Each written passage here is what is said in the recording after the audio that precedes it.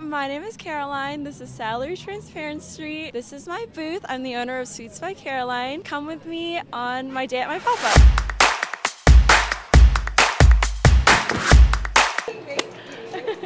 So we're doing a big batch. Yeah, a big batch today. So what are you making?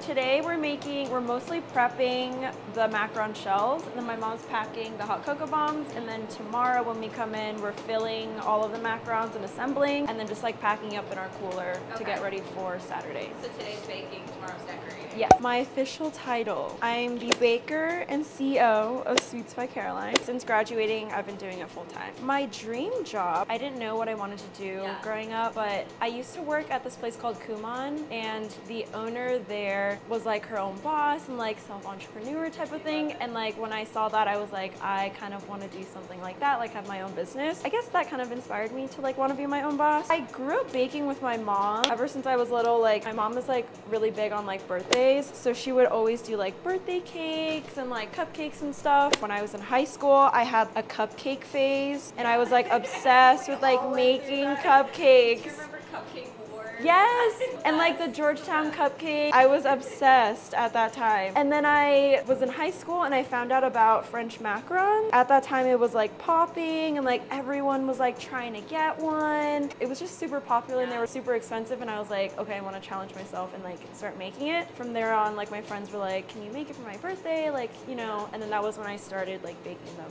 Was it easy to learn? Like they're so tricky and you do them so well. Thank you. It was so hard. First like 10 times it was just like broken, like mistake after mistake, and it, like I bought so many things to like make it, and then I was like, it's not working. But then I got one like perfect bake and I was like, okay, I can do this.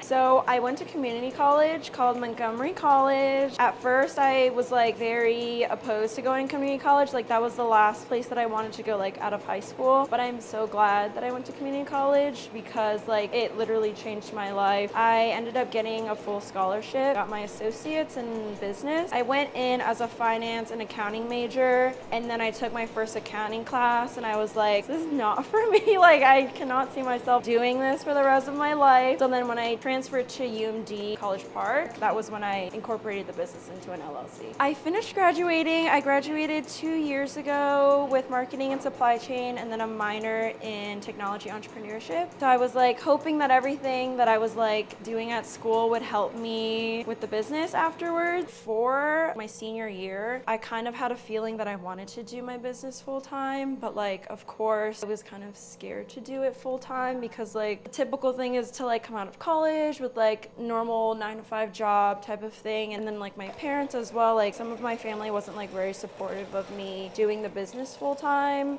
or just like the business in general, and they're like, just focus on school, like do some, like just get a typical job, have stable income. But I felt like baking was like my calling, and like I was just so passionate about my business, and like I did business competitions when I was in school. I did a bunch of just like found different resources to help my business while I was in school, and I was like, when I graduate, I'm going to do it full time for a year, and if it doesn't work out, then like I can pivot to do something else afterwards. So I was like, okay, like Dad, like give me a full year to like prove it to you that like I can do it, and if it doesn't work out, then like I'll go get a job somewhere else. So it's been like more than a year, and it's been going really well, and I'm really excited. So yeah. So each month is kind of different because I think it's like very seasonal. Like holiday seasons are usually super busy. January, February, it's like Chinese New Year for me, Valentine's, so those 2 months are super busy. March, April is a little bit slower, so that's when I usually like have a break for myself. But then afterwards, like holidays start picking up. Like right now, October was a wedding season, so that was super busy. Very like seasonal, so I try and like plan when I'm like during my off season, come up with new products and things like that. And then now it's just like full like holiday mode. Wedding cake, it varies, but the cake itself would be like 700, 800, depending on like the design. Challenges of like running the business. I think the biggest challenge is like wanting to do everything, but like knowing that there's like a limit and like you can't do everything during pop-up season. Do it during the holidays. holiday. I like want to do a pop-up every weekend to, you know, put out new products and like meet a bunch of people at, you know, pop-up, but it's just impossible to do it every weekend because like you just get so burnt out. Like you come back from a pop-up market and then like literally on Monday you start planning for, you know, the next pop-up, and then it's just super stressful. So I'm like, gotta know your limit. My mom comes to the kitchen all the time with me, and she's the one that comes to my pop-ups with me. And then my dad, like whenever we're like behind on like packaging and things like that, he's usually at home like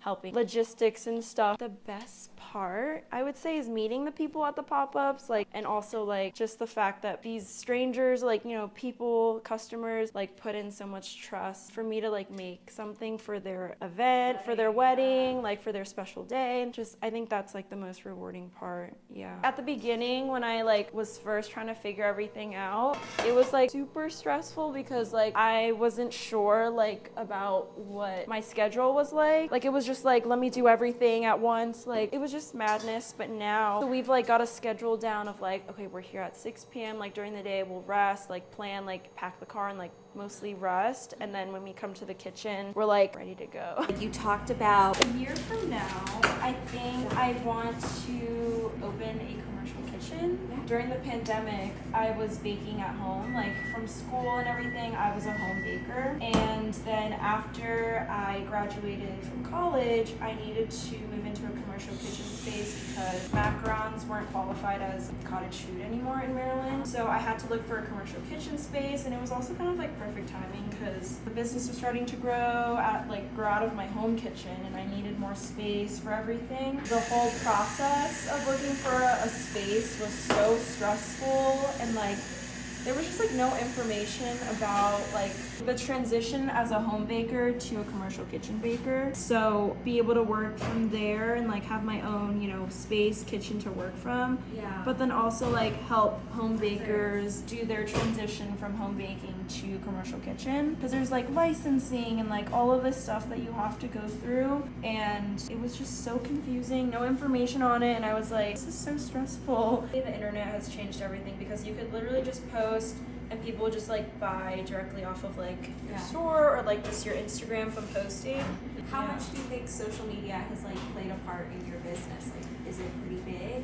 A lot, yeah. A lot of what I do is mostly on social media. Like Instagram was where I started. Most of the traffic is to my website is from Instagram. So I think social media has definitely played a really big part. I love that you get to like be creative with this too. It's like art.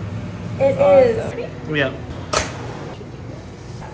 Oh my god. Those look delicious. It's really good. Thank you. And that's it. And then tomorrow we're decorating. We usually get here, so we have to set up by like 10:30ish. Okay. So I usually get here around 10:15. Okay. Not too early, yeah, because usually the cars and everything have to be out by 10:30 and everything has to be cleared. So we try and get here early so that we can like set up and like get warm, like get food or something.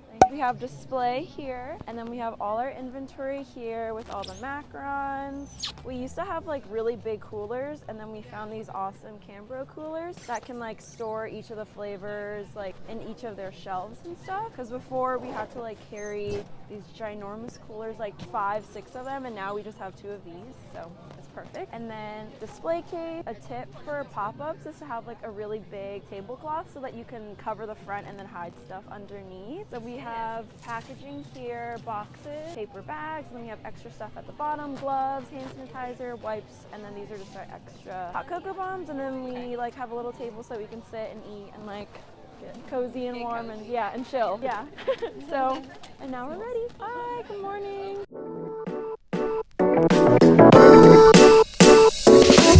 Okay, so today we made, in total from yesterday and today, we did $3,882. It was pretty good, yeah. Yesterday was a little bit slow because it was raining in the morning, but then it started picking up. So yesterday was good, today was good. So I would say overall, a good day, good weekend. Really? With your sticker and stuff? Oh my God, Caroline! And then like I have some room if you guys want to get the other ones. So. Thank you so much. Of course. That is the sweetest thing anyone's ever done. Bye. Bye.